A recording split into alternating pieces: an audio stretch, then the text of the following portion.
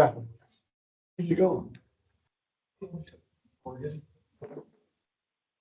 All right, good afternoon, everyone. I want to call this meeting to order. It is January 23rd, 2025, and this is the Finance and Administration Committee and a special meeting of the Board of Directors of the West Basin Municipal Water District. So with that, we'll go ahead and determine a quorum. EJ Caldwell, if you could do that, please. Thank you very much, Mr. Chairman. Director Gloria Gray, Here. Chairman Scott Houston, Here. Director Desi Alvarez, and Director Don Deere. Here. Mr. Chairman, we have a quorum. Very good, thank you. Any public comment? Mr. Chairman, we've not received any requests for public comment, though this meeting is being held both in person and virtually. If there's any member of the public that would like to speak, please indicate so by raising your virtual hand.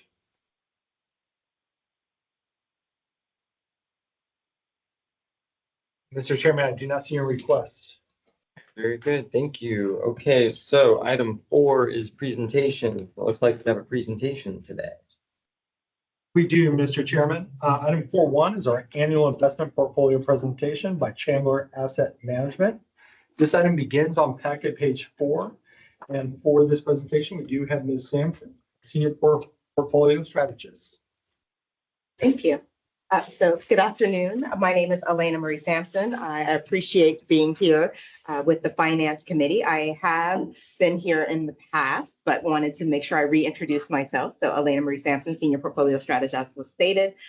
Chandler is the investment advisor for the district. We stand alongside of staff as the fiduciary for the investment funds for the operating reserves. We also support general investment questions about the economy. So I've been asked to provide a brief economic update, which is what's here in the packet. I'm not going to go over every slide, but I'm happy to answer any questions as they come up. So as we get started, we can launch to page 3 in the packet. It says economic update at the top. Following the elections last year, frankly, the economic indicators have been mixed. So as I walk through these slides, I'm going to express what has been important in that realm. So turning to slide 4, the employment. The labor market has been trending cooler, but it's been a very choppy downward slog, as you can see on the left-hand side.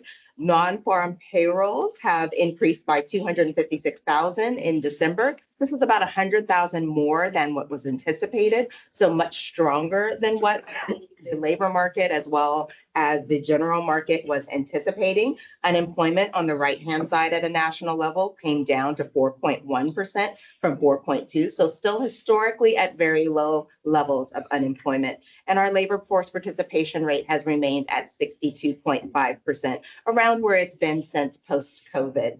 I would state here in California, we did raise our minimum wage to $16.50. The voters rejected the $17 an hour at the state level in the ballot in November. Our unemployment remains higher than the national levels at 5.4%. We're actually pretty high in terms of where we are in the state, about 52 or 53 different states and districts that measure that. So our unemployment is relatively high for the rest of the country.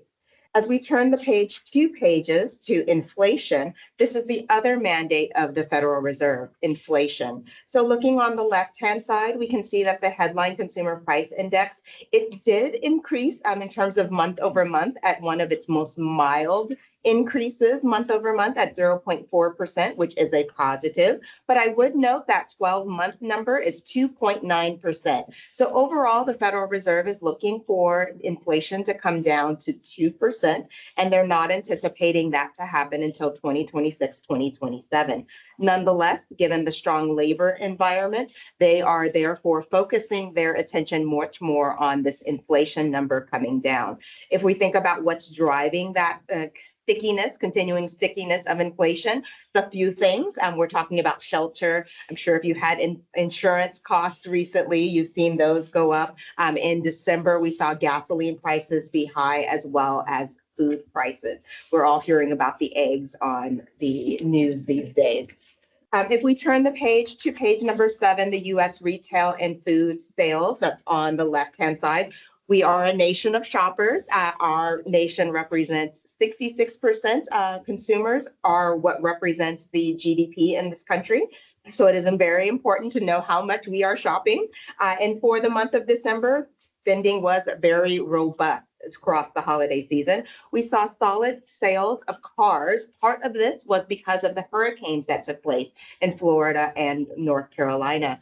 People were replacing their vehicles. But we also saw a general increase into winter holiday season in terms of what people were shopping for. I would note that there's a bit of a discrepancy between what the haves and the have-nots, in that the lower socioeconomic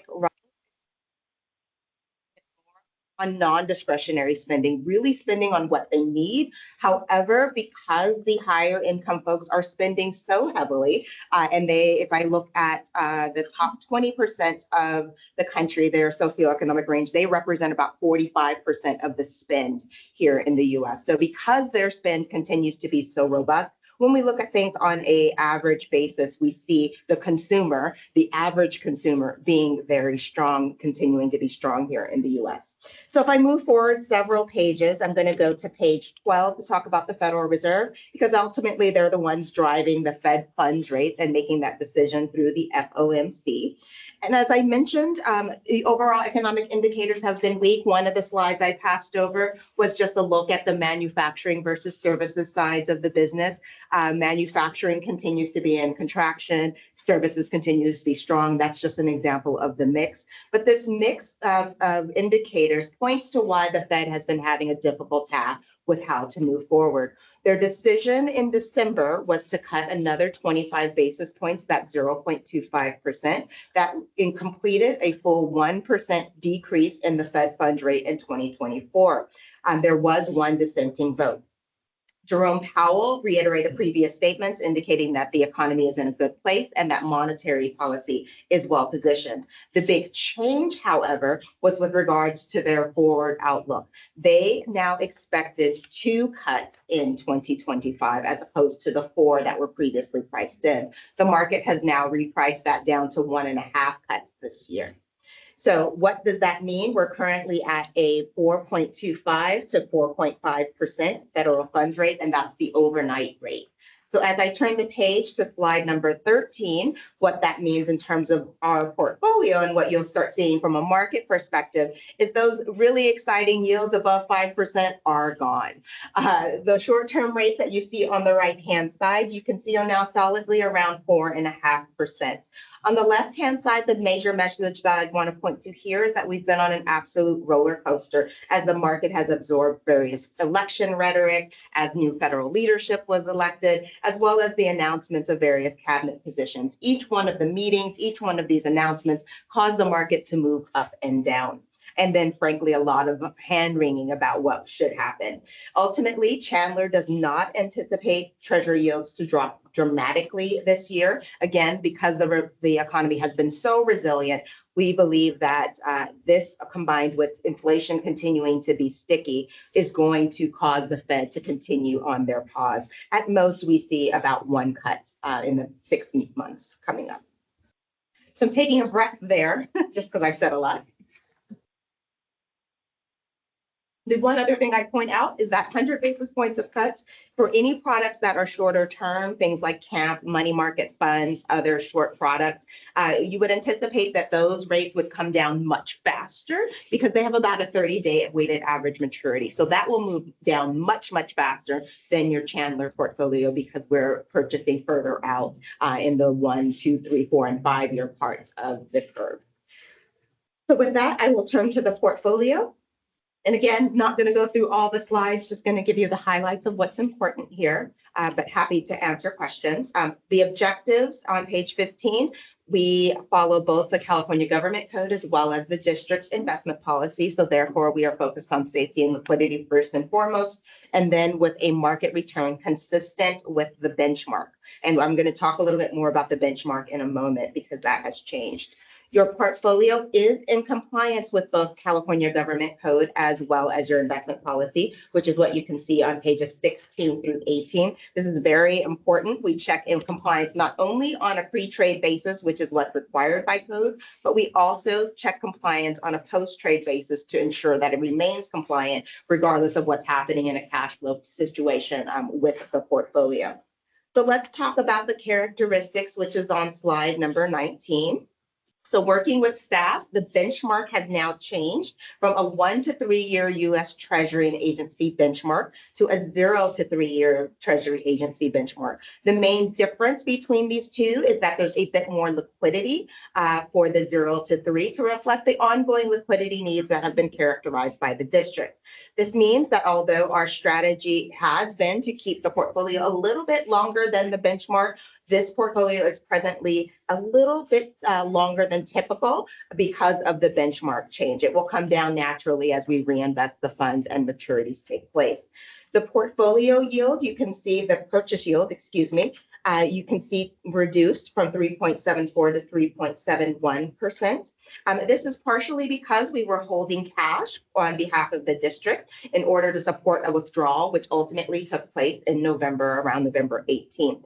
The market yield subsequently, as you saw in those previous slides, was moving up and down and ultimately ended December 31st up about 37 basis points. And I like to always point out to folks who don't spend a lot of time in bond world that there is an inverse relationship between market yield and market values. So if market yields go up, you'll see the market value typically go down. That's just how the math works. And if anyone's curious, happy to do the math for you. It's just how it works.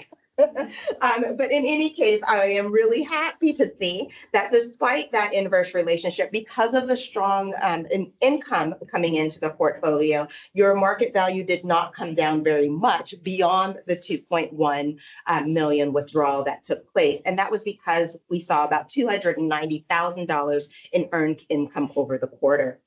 We move forward to slide 20. This is the sector distribution. I mentioned in our objectives that the focus is safety and liquidity, and therefore you see quite a bit of treasuries in the portfolio holdings. And this is because the US Treasury market continues to be the most marketable and liquid security class in the world. And so this has been a backbone of the portfolio. But also we purchased a few more treasuries than where we were last quarter because agencies aren't picking up very much yield. And I would also talk to the fact that there has been talk of privatization of the government-sponsored entities. And now, while we don't anticipate that that would happen anytime soon, it would be a very long and drawn-out process. Nonetheless, we believe you should pick up a little bit of yield if you're going to purchase agencies versus a U.S. Treasury. Otherwise, the mix between sectors and what you'll see subsequently on the issuer names on the subsequent 2 pages is very similar to what you've seen in prior periods. So I'm going to skip us forward to quality. I'm going to just note here that writes it down on slide 23 to be a bit more beyond the summation that you saw on the summary page a few pages ago. So then moving forward to duration on slide 24, you can see on that slide that this district has a very good natural liquidity happening in the portfolio from maturities that take place, in addition to our buying very marketable securities. So for example, that 3-month number, that equates to about 1.4 million in liquidity. And in the next 6 months, you'd have about 5.3 million just naturally maturing in the portfolio. So in the event that the district does need additional funds, this could be accessed very easily without having to sell securities.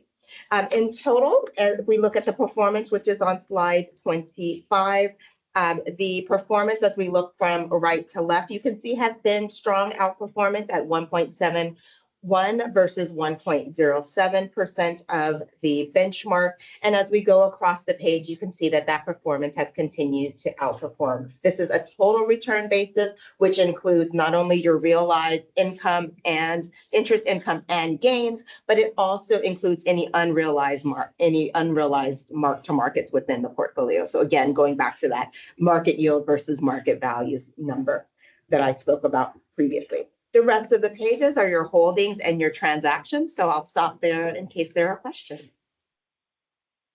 Very good. Let's see, any questions? And I'll start with Director Gear because he's in the room. No questions? Okay. Director Gray, any questions?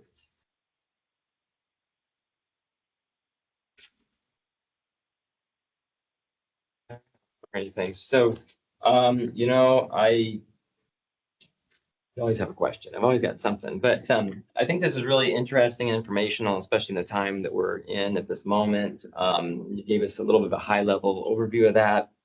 I guess, we are, of course, on the board at the behest of our staff and our great consultants to help manage the assets and resources properly. So, I guess in the big picture, I'm going to put you on the spot. Are you able to say, how do you think the district is doing as far as our investment portfolio? Are we in a positive spot, a confident spot for this board?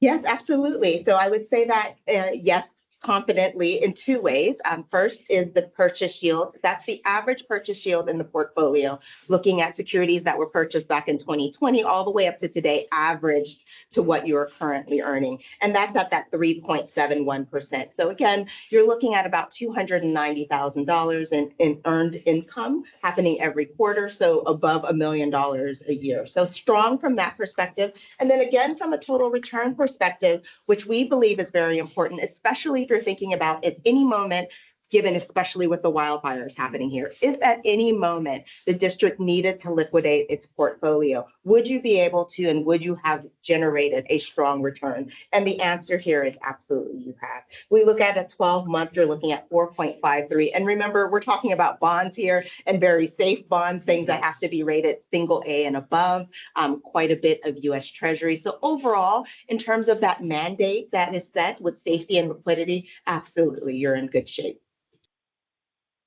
Good to hear.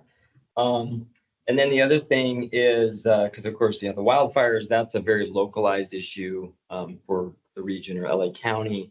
Of course, we're looking at things at a national level, and we don't know what's going to happen with tariffs and still supply chain challenges, which of course the fire is going to probably lead into that locally for all of us.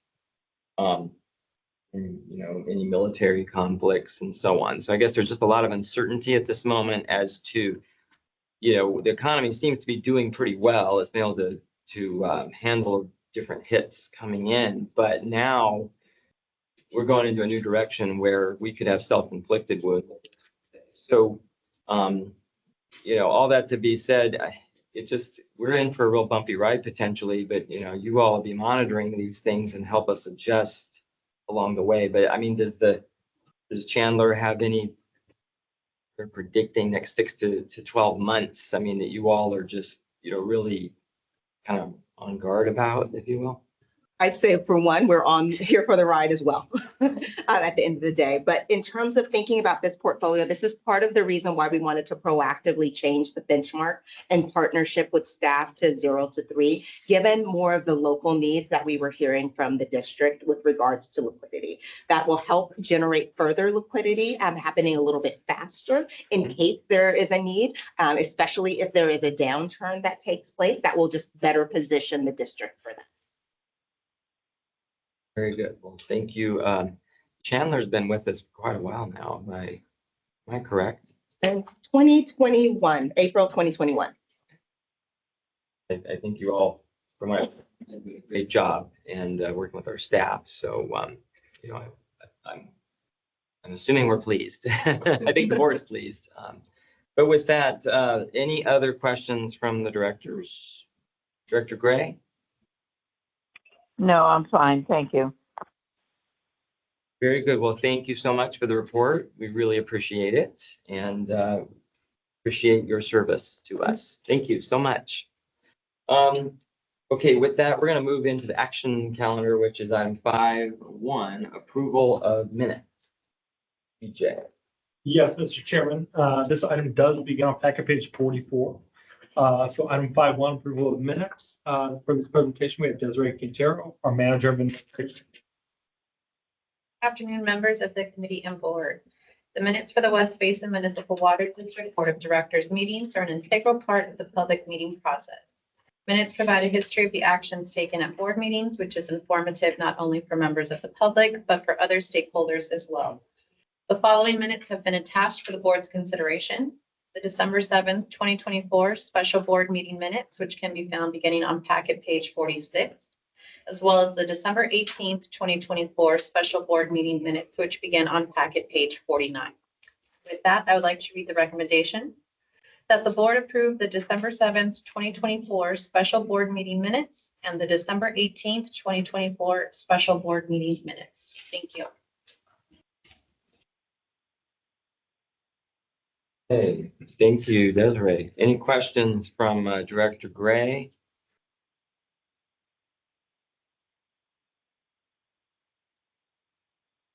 Or Director Gear? No. Let's see, I think these look in order to me. I would recommend approval to the full board. Director Gray, do you concur?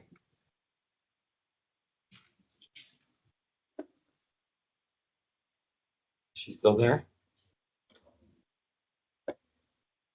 I concur. If that means anything. There's two votes. No, but you're not on the committee. Okay.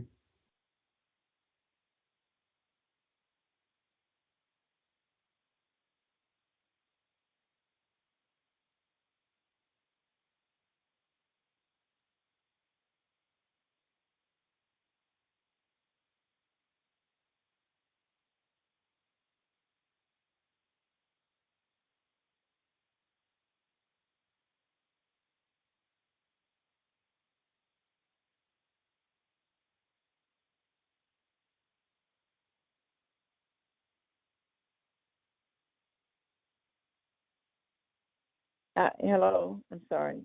Can you hear me? Here you are. Can you hear us? Yes, I can. I concur. Okay, good. Okay, thank you, Director Gray. Okay, so with that, done with this item. So it'll go to the full board for approval. And let's do item 5.2, annual board reorganization. EJ. Yes, Mr. Chairman, it is that time of year again. This item begins on packet page 54. And typically, we would bring the item 5.2, our annual board reorganization, to the Finance and Administrative Committee, as we are doing today. We do have Desiree Quintero, our Manager of the Administration and Board Secretary, here to present this item. The Administrative Code Section 2-1.202, Officers of the Board states the board shall reorganize in January of each year at its first regular meeting by electing one of its members as president. At the same time, the board may also select a vice president who shall be a board member, a treasurer and secretary who may be members of the board, and a deputy treasurer and deputy secretary who will be district staff members. The election of officers of the Board of Directors facilitates the appointment of committees and assignment of representatives to affiliate organizations, as well as the operations of West Basin. In order for the board to make a change in the election policy of the presidency, the board must refer the matter to the Finance and Administration Committee for review and recommendation to the board. The current board officers are as follows: Desi Alvarez, President; Harold C. Williams, Vice President; Gloria D. Gray, Treasurer; Donald L. Deere, Secretary.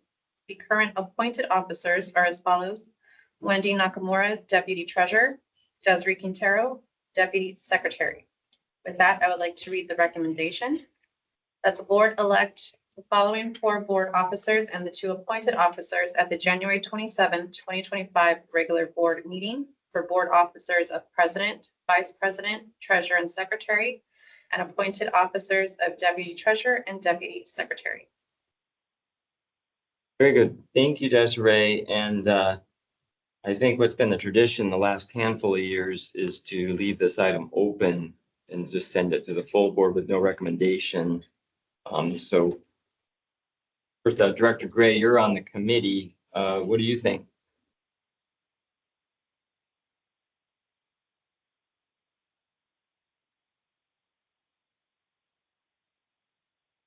Director Deere, you? I think we should follow the similar rotation that we've done in recent years. Yeah, I think that's probably what will happen at the board meeting, but coming out of this, usually we don't. We've just been leaving the names. The only thing we have to figure out is Director Williams' spot, how that's handled. Should the newest member become a officer for the first year, whatever it is, 1 year or 2 years? 1 year. Two. 2, Um, whatever. but I do think, yeah, we should just let it be open. Director Gray, is she there? I see her on here, but I don't hear her.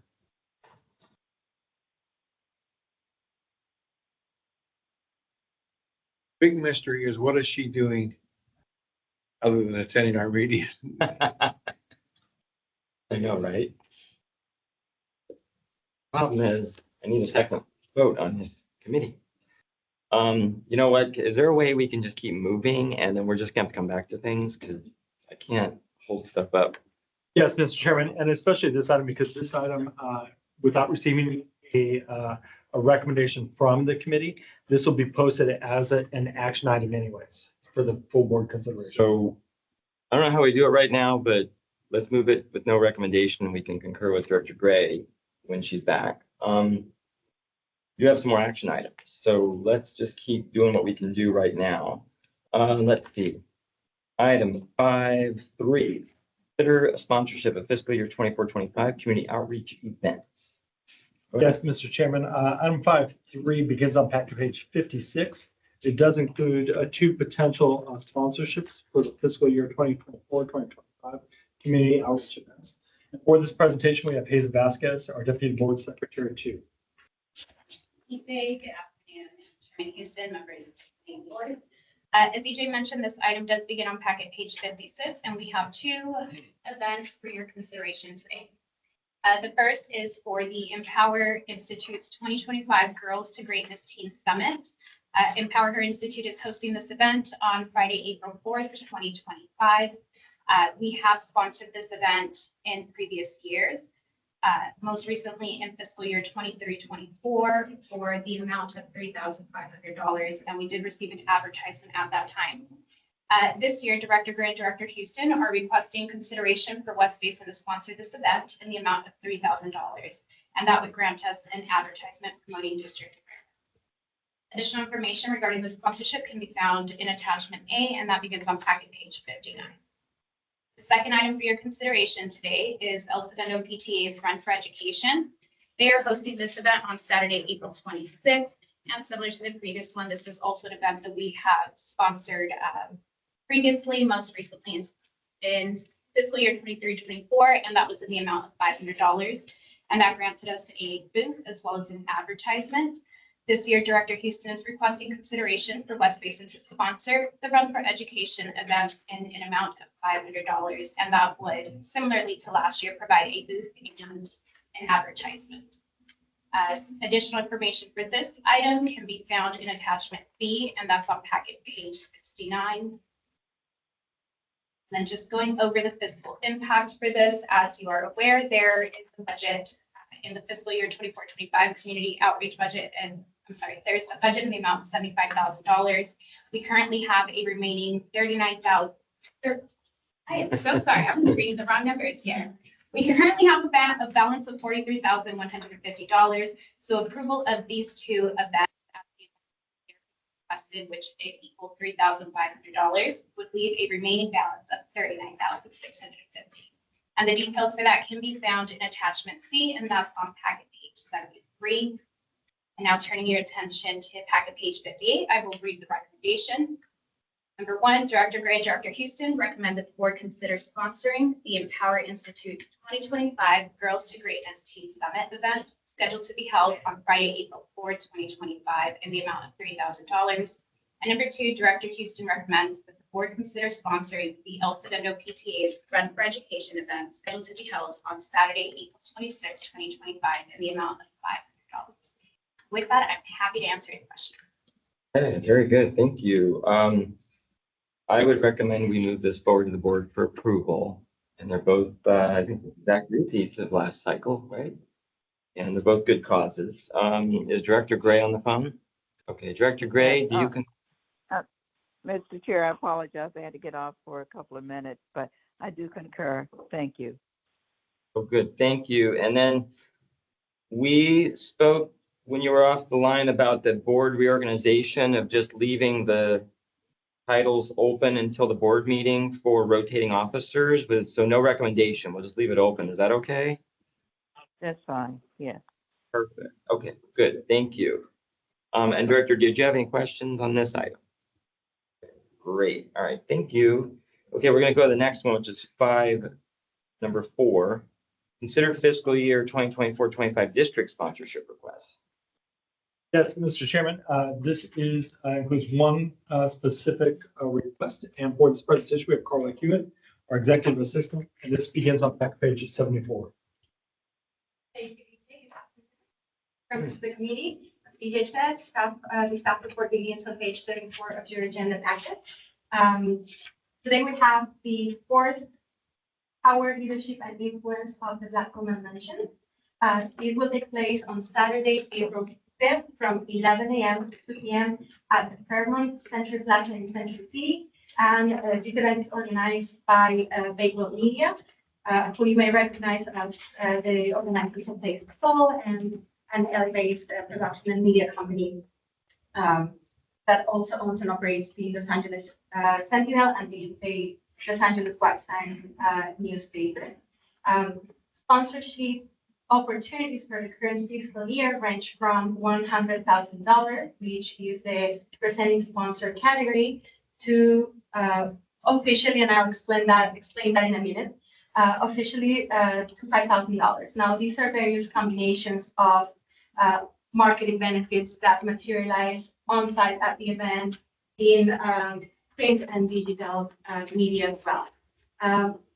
West Basin is already familiar with this event. We have previously sponsored them with $2,500 last year. And what happened at the time was that the district was offered a bespoke opportunity to support the event with the same benefits attached to the bronze level sponsorship, but with a reduced number of seats. So instead of 10 seats in a full sponsorship table, we were offered 5, and then the full set of benefits. So this year, with the president, the district has requested the same benefit, which the committee has graciously agreed to present this opportunity to both the committee and the board. So at this time, we have the levels that you see in your packet, so 100,000 to 5,000, and also as a custom proposal, if you will, the $2,500 opportunity to sponsor for bronze level benefits minus 5 seats, so half a table.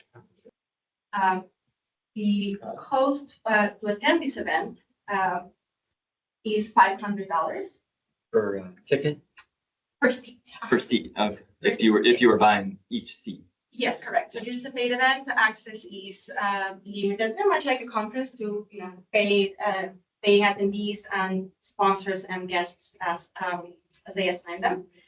Further details on the event and this year's sponsorship packages can be found in attachment A on page 78 of the agenda packet. And as you go through those pages, you may have noticed that there are no really confirmed details at this time regarding the program, event speakers, featured guests, or honorees. And that's just consistent with where the organization is now in the planning process. The event is not going to take place until April. So they're still working the details out, although we expect details when these will become available later on. So as said, sponsorships in general help West Basin to connect with the communities we serve, create and strengthen relationships with stakeholders, and remain up to date with new industry trends in those more professional forums, such conferences and symposiums and such. About the fiscal impact, I do want to mention, your staff report will say that the current balance is $11,000, and that was correct until last Friday. Last Friday, which was a day, the day after this package was posted, the board approved sponsorship of the NCWC quarterly luncheon in an amount of $3,000. So whichever packet the committee and board might be leaning to recommend would be deducted from a balance of $8,000, not a balance of $11,000. That's roughly 15% of the fiscal year funds. So moving on to recommendation. The recommendation is that the board consider approving sponsorship of the Power, Leadership, and Influence of the Black Woman Luncheon to be held on April 5th, 2025 at the Fairmont Century Plaza Hotel in Century City, and that it determines the appropriate sponsorship level. And with that, again, I am open to any questions if you do have. Okay, very good. Thank you. Director Gray, I assume you could hear all of this, but I just want to reiterate what we were told. So it sounds like the staff has worked with the organizers to do a custom package of $2,500 for 5 seats, so half a table at the event, which, I support that. But I'd love to hear your thoughts. Okay, which organization is it? I couldn't hear in the beginning so much. This is the Black Woman Luncheon. Leadership and Influence of the Black Woman Luncheon. Yeah, the organizers are Bakewell Media. Who? I didn't hear. Bakewell Media. I guess it's Bakewell well, Media. I didn't hear you. Okay, I'll say it. It's the Bakewell Media, so it's the Sentinel folks. Oh, okay. And what is their request again? So they are requesting, they're requesting we sponsor this luncheon, which, did we do it before? We have done it one time, yes, Okay. last year. We did it once last year. It's called the Power, Yeah. Leadership, and Influence of the Black Woman Luncheon. Yeah, I remember because I did go to that last year. I think you may have been there too, Director Houston. So they're just asking for a sponsorship, and are they asking for a certain level, or what did we do Well, last year? Did we do the same last year, the special? We did $2,500. And typically we don't really receive these proposals with a specific ask. We're just given the options, and it's the committee and board discretion to choose what will be the best fit for any given event. If that's the case. Got it. Okay. So Director Gray, we did sponsor last year at $2,500, and this year their lowest level was 5,000, but they worked with our staff to do 2,500. We would get 5 seats at a table, so we get half a table That's all the other benefits. plus all the other benefits at the lowest level. So I think that's a very good That's perfect. opportunity. Thank you, Director Houston, for explaining all of that. That's perfect. I totally concur. Thank you. Thank Okay. you, staff, for negotiating that. Thank you. Perfect. Good. I thank you for that. So Director Deere, any questions, thoughts? Okay. So yeah, so I think you all heard. So Director Gray and I recommend $2,500 for this sponsorship to move forward to the full board. And I do think it's great cause. What I would ask, assuming once it gets passed at the board meeting, can you keep us posted on who the honorees are and whatnot when they get that information so the board members know? Yes. Okay. All right, good. Okay, let's move on to the next item. So it's going to be 5. Action item 5, item number 5. Amendment to multifunction printer lease agreement for additional high volume paper loader. So let's talk about that. Yes, thank you very much, Mr. Chairman. This item, as you just mentioned, is related to high volume paper loaders for our printers. You might recall that we recently came to the board of directors with an agreement for the lease of our printers. However, we found an additional need. At the time that we brought that item previously, we did note the cost savings that would be achieved through the reduction of the total amount of printers. However, we did want to come back here and make a slight adjustment to that, though I want to emphasize that there's still a net savings from what we had done in the past. So for this presentation, we do have Albert Plimpton, our Senior Information Technology Analyst. Thank you. As PJ mentioned, the board approved in August 2024 to replace all the printers, which is based resizing based on previous usage. What we found in practical usage though, we did need these high volume trays specifically for the high volume jobs so that we don't have somebody sitting there replacing paper standing next to a printer. We only need 2 of them. Not every printer that we replace needs it, only 2. We reached out to Sharp, who did the agreement through Wells Fargo, and Cost to add both of the printer trays is $44.11 a month. This would be added to the current agreement, which has about 54 months left, with a one-time $150 installation charge. Additionally, as part of the memo, what we did add, and what we saw as oversight in the previous agreement, was to add a contingency to the contract so that items like this wouldn't have to be brought forward for small dollar items. So unless there's any questions, I can read the recommendations. Go ahead, Rita, please. That the board authorizes general manager to sign an amendment to the multi-function printer lease agreement with Wells Fargo Vendor Financial Services, adding $44.11 per month, and a one-time $150 delivery and installation fee for not to exceed lease amount of $8,256. This includes the 10% contingency. Again, as EJ mentioned, this is still significantly lower than our previous costs and below what we anticipated already. Very good. Thank you. Director Gray, do you have any questions on this? No, Chair, thank you. Director Deere? Printer is now installed. These printers are installed. These copiers are downstairs. They're being used. So the two printers that we're looking at, again, it's for high volume jobs. It's like the board memo or the board packets where it requires more than 7,000 pages to complete the entire job. It's just to stop from having somebody just stand there and replace paper 4 or 5 times to get the job completed.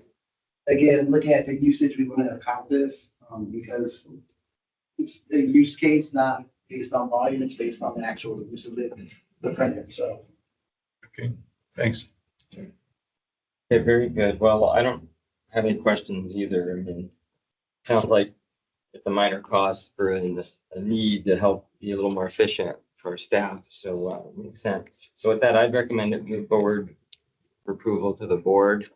And Director Gray, you concur? I concur. Thank you. Excellent. Okay. Let's see here.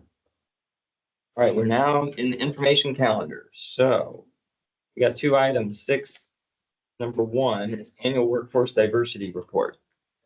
Jay. Yes, Mr. Chairman, this item begins on packet page 96, and we do have Danielle Manzano, our human resources analyst. Thank you, EJ. Good afternoon, Chairman Houston and committee members. I'm here to present, as EJ mentioned, agenda item number 6.1, the annual workforce diversity report, beginning on page 96 of your packet. In accordance with West Basin Strategic Business Plan, the Human Resources Department is presenting the 2025 Workforce Diversity Report, which reflects the demographic breakdown of the district by race, gender, and occupation of all 49 West Basin full-time employees, as well as 8 West Basin interns as of January 2025. In this report, we compare our demographics to all of Los Angeles County. The information regarding LA County derives from the U.S. Census Bureau's 2023 American Community Survey, which is the primary source for producing population and demographic information about America's changing population, housing, and workforce. For further context, the Equal Employment Opportunity Commission, also known as EEOC, is responsible for enforcing federal laws that prohibit discrimination based on race, color, religion, gender, sex, national origin, age, disability, or genetic information. The EEOC collects workforce data from employers with more than 100 employees, but because West Basin does not fall under this requirement, to keep you informed about the district's demographics and how we compare it within our county. Additionally, reporting of this data demonstrates West Basin's dedication to promoting diversity, equity, inclusion, and accessibility as a West Basin core value. Identifying these metrics will help us to assess and measure progress in these efforts. So there are 2 attachments, attachment A and attachment B. We'll first go over attachment A on page 98 of your packet. This one is our workforce diversity report as of January 2025. The first table on this report is a breakdown by race and occupation for West Basin. The occupations provided on the left-hand side under the occupational categories are what we currently have here at the district. West Basin's overall totals are provided at the bottom of this table under the total employees row. As mentioned, this data does include all 49 full-time employees as well as our 8 interns, totaling 57 employees. So with that, the total employees for male percentage at West Basin is 47.37%, The total female percentage here at West Basin is 52.63%. For our race categories, the total Caucasian percentage at the district is 35.09%, African American 5.26%, Hispanic 33.33%, Asian Pacific Islander is 24.56%, other is 1.75%. To note, the race category of other, as defined by the census, it consists of individuals who either did not provide a response, whose responses did not fall within the minimum race categories provided, or who wrote in responses such as mixed, multiracial, and again, that did not respond. And then if we move down, the last two tables of this report are data provided by the U.S. Bureau of LA County Workforce as of 2023. The last table in particular, which we utilize for our comparison, is a breakdown of the full LA County labor force by gender and race. According to the available data, the full LA County workforce male percentage was 53.81%, female percentage 46.9%, and as for our race categories, total percentage of Caucasian for LA County workforce in 2023 was 20.93%, African American 4.83%, Hispanic 32.42%, Asian Pacific Islander 10.68%. Yes, and other was 31.14%. And as we move down to our next attachment, attachment B, found on page 99. This is our 2025 Workforce Diversity Report. This is based on raw percentages, again, as of January 2025. The information on these next few slides is more of a visual of what was just reviewed with you on the prior attachment.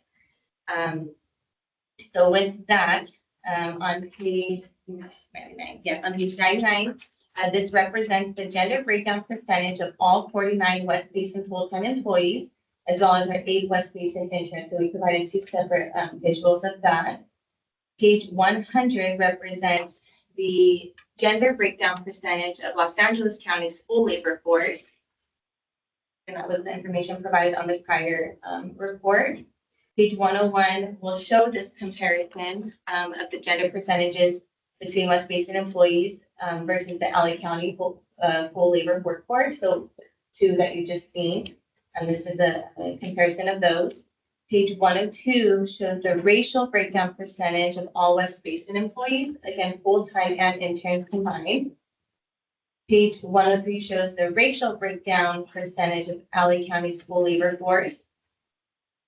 And then lastly, page 104 will show the comparison of these 2 that we just went over.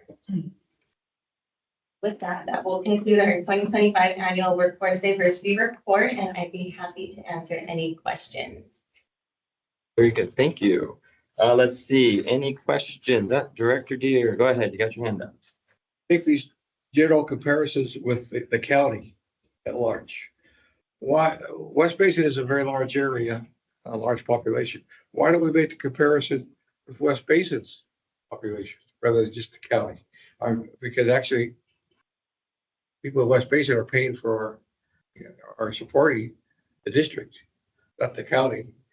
And so why don't we make a comparison with the total of West Basins instead of the county? Figures for West Basin instead of the county. The reason is because we are kind of restricted on what information we can find. And based on the Census Bureau, they do it by county, not by cities, unfortunately. So we cannot really drill down to the specific cities within our district or divisions. So it would be interesting to see what those figures would be, but thank you very much for the information. Let's see, Director Gray, any questions?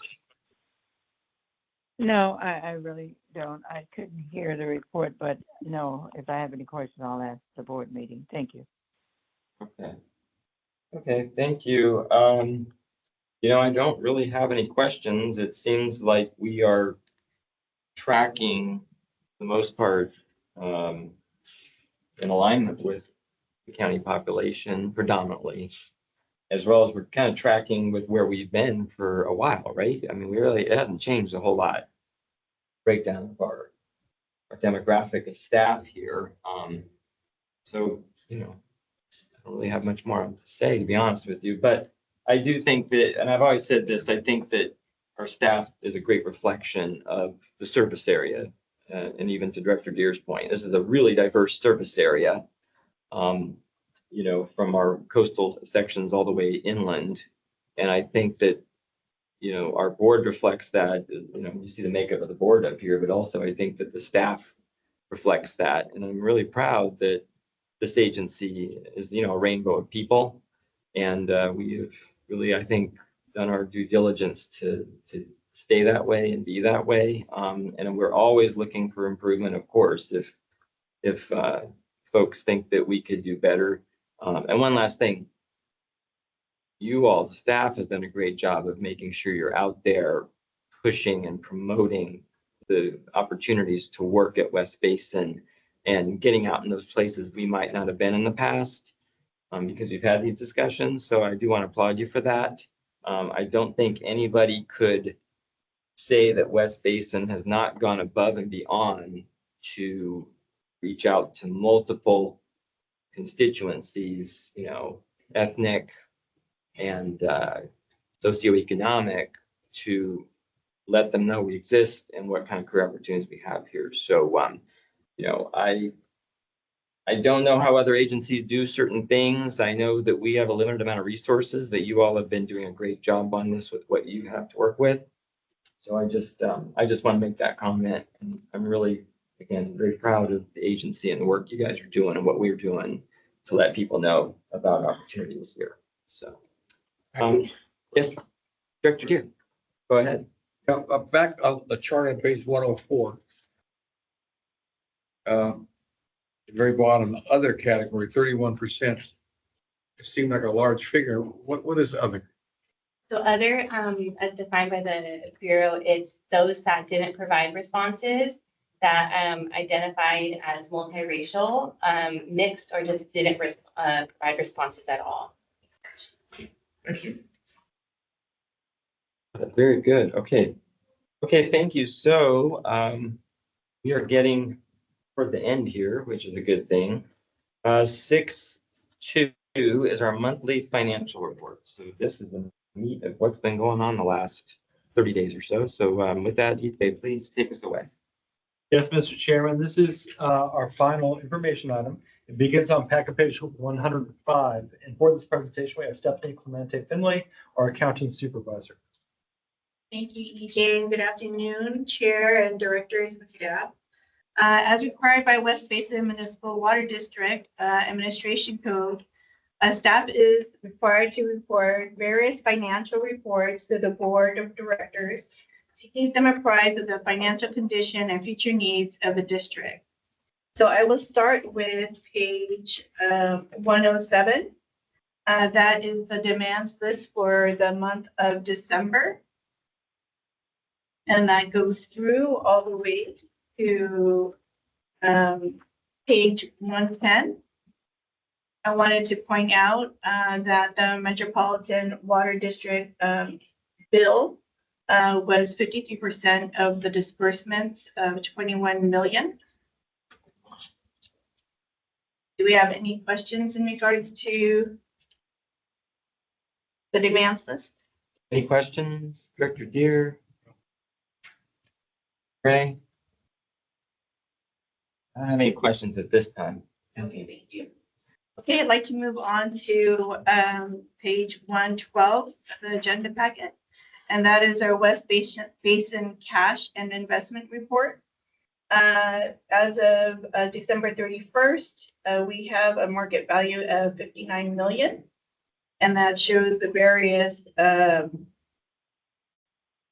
security types that all our market value is invested in. And the next page is 113, and that gives us our market value and our credit quality.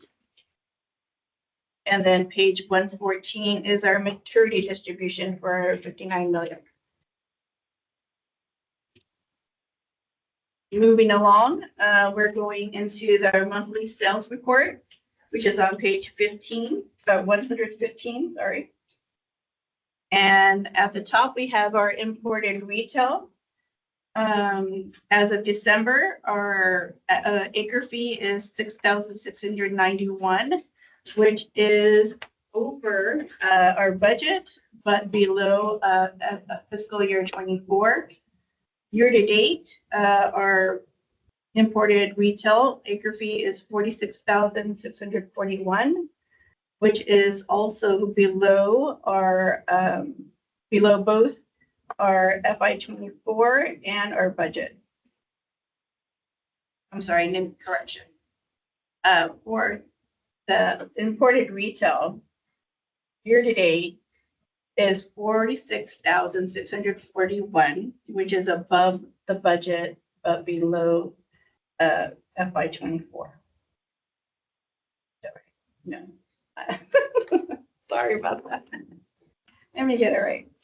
Okay, it is above budget, but below FY 24. Thank you. Yeah. Okay, so got through that.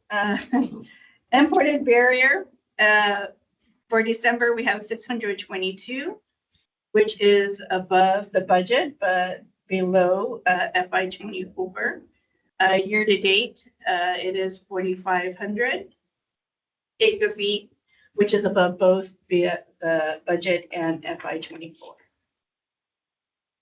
Next page on 116 is our recycled water.